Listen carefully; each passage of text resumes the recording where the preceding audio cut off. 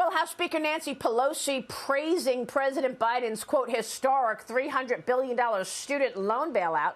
But just last year, the California lawmaker had a different tune. She was singing a different tune, pointing out that the president doesn't actually have the power to pay off student debt. Watch this. People think that the president of the United States has the power for debt forgiveness. He does not. He can postpone, he can delay, but he does not have that power. That has to be an act of Congress. I don't even like to call it forgiveness because that implies a transgression. It's not to be forgiven. Just freeing people from those obligations. So that's not even a discussion. Not everybody realizes that, but the president can only postpone, delay, but not forgive. Well, she might want to call up Joe Biden. Joining the conversation all morning long this morning is Dagen McDowell and Mark Tepper. Dagen, that was pretty significant, what Nancy Pelosi just said there a year ago. And you and I were talking about this just yesterday when the Wall Street Journal came out with that op-ed and said the same thing.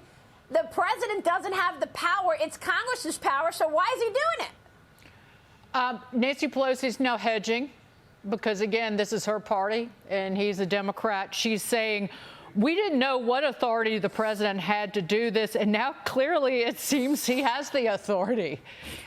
He doesn't. I would suspect that there will be lawsuits to stop this, but it's actually a great deal worse than even what we show in this graphic, in this chart.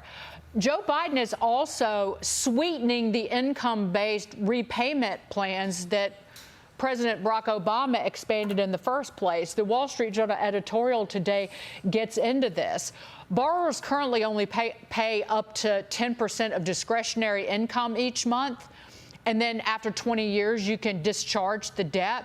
But Joe Biden is changing that and lowering it to 5% of discretionary income, and then the government's also going to cover unpaid monthly interest for borrowers so their balances won't balloon.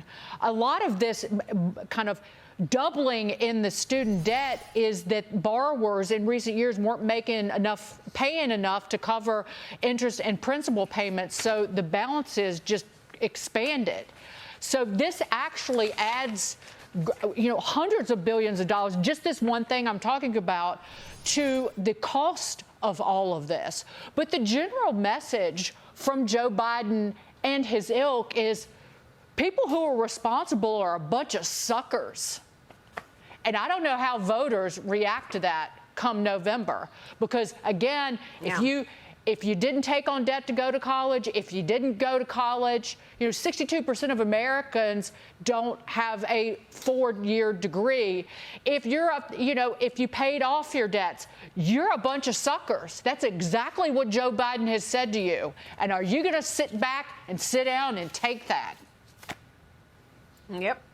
I guess I'm a sucker as well. Let me give you the quote from the Committee for a Responsible Federal Budget, Mark, and they say, quote, the announcement is gallingly reckless. Reckless because not only does it add to the debt and deficits, it also increases the cost of tuition, likely.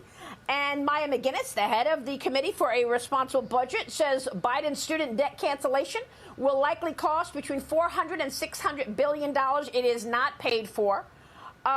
She says it will add up to twice as much or more to the deficit as was just eliminated from the so-called Inflation Reduction Act. How do you see it?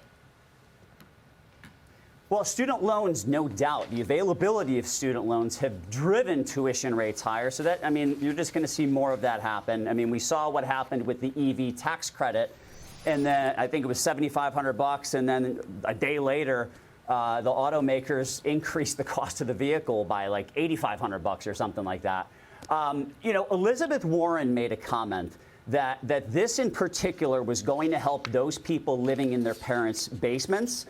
If you break America down into income quintiles, the bottom 20% all the way up to the top 20%, the bottom 20%, those people that might be living in their parents' basement, they only get 11% of the benefit. The top 20% get 14.5% of the benefit. This benefits higher paid people more. So she's lying as always. Yeah, that's a great point. And by the way, whether you're the top 20% or the bottom 20%, you better get ready to get audited, because there are 87,000 IRS agents about to come for you.